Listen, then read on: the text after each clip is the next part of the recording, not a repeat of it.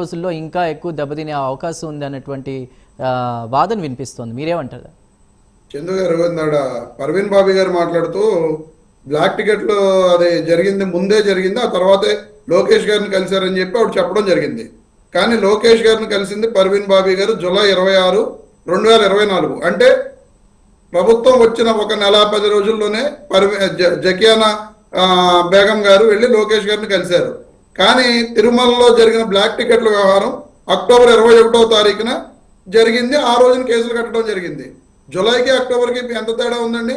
అంటే ప్రభుత్వం వచ్చిన 2వ నెలలోనే ఈవిడ తన స్వార్థ ప్రయోజనాల కోసం టీడీపీలో జాయిన్ అయిపోదామని చెప్పి ప్రయత్నం చేశారు. అప్పుడు వెళ్ళి మాట్లాడుకోవడం జరిగింది.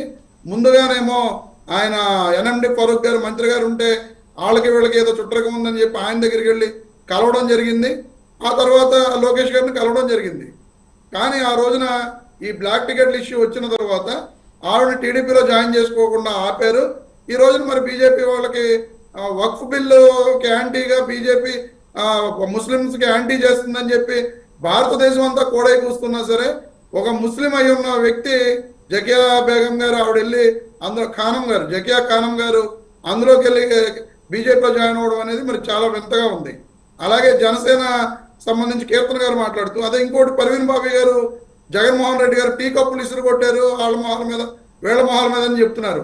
మరి పర్వీన్ బాబీ గారు పక్కనే ఉండి చూసారేమో నాకు తెలియదు. ఈ రకంగా జరగని విషయాల్ని టీవీ డిబేట్లలోకి వచ్చి ఇలా జరిగినట్లుగా అబద్ధాలు రమేష్ గారు పర్వీన్ బాబు గారు చెప్పారని కాదు, ఎవరైతే పార్టీలో అక్కడ ఉండి చూడలేదు కానీ మీరైతే చూసారా? ఇది జరగలేదు. పర్వీన్ గారు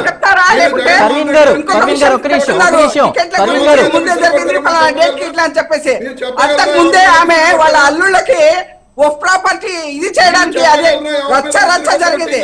అది కూడా మాకు మనసులో ఉంది. అసలు ఆమెకి అవగాహన లేదు.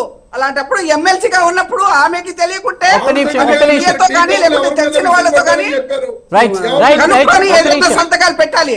ఆ రకంగా మా లోకేష్ బాబు గారు ఆమెకి ఎంటర్టైన్ చేయలేదు.